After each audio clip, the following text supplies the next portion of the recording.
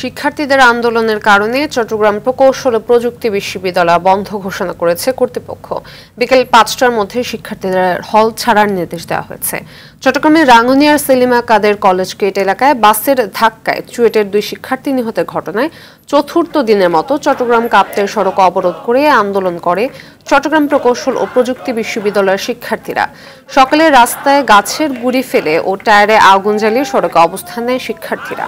গেল সোমবার রাঙ্গুনিয়ার জিয়ানগরে মোটরসাইকেলে ঘুরতে বের হয়ে বাসের ধাক্কায় চুয়েট পুরকৌশল বিভাগের তৃতীয় বর্ষ শিক্ষার্থী শান্ত সাহা ও দ্বিতীয় বর্ষের শিক্ষার্থী তৌফিক হোসাইনের মৃত্যু হয়। এ দুর্ঘটনায় আহত হয় আরও এক শিক্ষার্থী। পরদিন সকাল থেকে রাত পর্যন্ত বিক্ষুব্ধ শিক্ষার্থীরা সড়ক অবরোধ করে।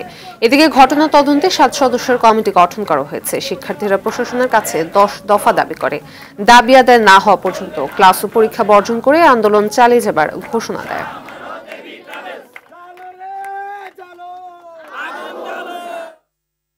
দর্শক, চট্টগ্রাম প্রকৌশল ও প্রযুক্তি বিশ্ববিদ্যালয়ে রয়েছেন সহকর্মী ইয়াসিন রানা সোহেল, সরাসরি যোগ দিচ্ছেন তিনি।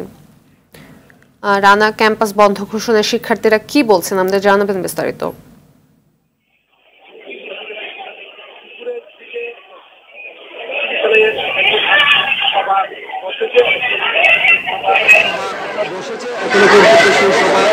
চলমান রয়েছে। দুপুরের পরে শিক্ষার্থীরা ডিসি ভবনের সামনে অবস্থান নিয়েছে এবং তারা বিভিন্ন স্লোগান দিচ্ছে।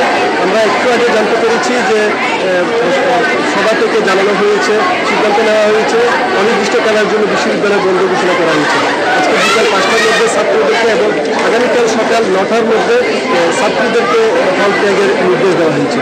এছাড়াও বলে রাখি, বিকাল ৪টার দিকে শিক্ষার্থীরা তাদের জব্দ থাকা শাহ আমানতের বাসে আগুন দিয়েছে ক্যাম্পাসের ভিতরে।